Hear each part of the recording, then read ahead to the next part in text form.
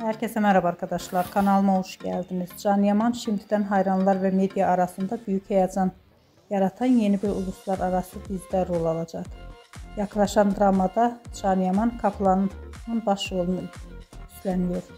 Ben de bu görüntüleri sizler için YouTube kanalımda video halinde sunuyorum arkadaşlar. Umarım beğenirsiniz. Videomu beğendiyseniz kanalımı izlemeyi ve bildirimleri açık tutmayı unutmayın. Şimdilik benden bu kadar olsun. Yeni videomuzda görüşmek üzere. Hoşça kalın.